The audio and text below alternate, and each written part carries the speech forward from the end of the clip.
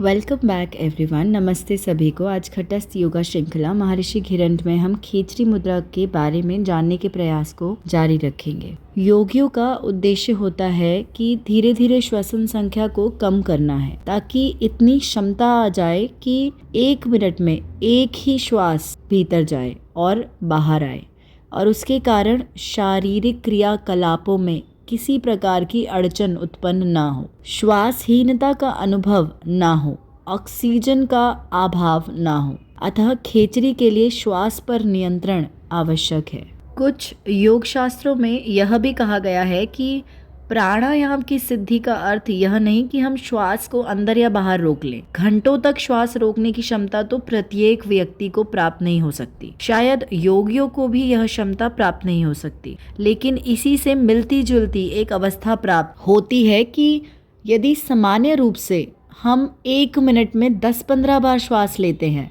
तो सिद्धि की अवस्था में 1 मिनट में उसका आधा श्वसन कीजिए, अर्थात 1 मिनट में 5 या 7 बार श्वास लीजिए। इससे श्वास की गति और संख्या घट जाएगी। श्वास रोकने का यही अर्थ होता है।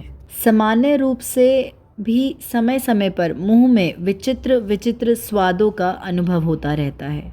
यदि जीभ पतली हो तो बिना किसी स्वाद ग्रंथि को छुए वह ऊपर प्रवेश करती है और तब भी खेचरी मुद्रा सिद्ध होती है।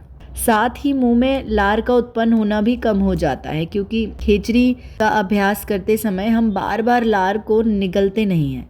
इसके लिए प्राणायाम को भी सिद्ध करना आवश्यक है, क्योंकि जब जीभ ऊपर चढ़ती है तब नासिका छिद्र बंद हो जाते हैं और श्वास नहीं ली जा सकती। इसीलिए खेचरी के पूर्व प्राणायाम सिद्धि होना आवश्यक है। योग ग्रंथों में यह निर्देश भी स्पष्ट रूप से दिया गया है कि जब जीभ लंबी और पतली ना हो जाए तब तक खेचरी मुद्रा का प्रयोग ना किया जाए, क्योंकि योग ग्रंथों में यह भी कहा गया है कि जब हम जीवा को ऊपर की ओर घुसाते हैं तब तालू के ऊपर और कपाल कुहर में जो स्वाद ग्रंथियां होती हैं उनसे स्वाद का अनुभव होने लगता है, रस उत्पन्न होने लगते हैं। कभी कभी प्रारंभ में बहुत ही कड़वा स्वाद मुंह में भर जाता है, फिर खारा स्वाद भर जाता है, फिर नमकीन, फिर मीठा स्वाद भरता है। अर्थात सभी प्रकार के स्वादों का अनुभव इस अभ्यास को करते समय होता है।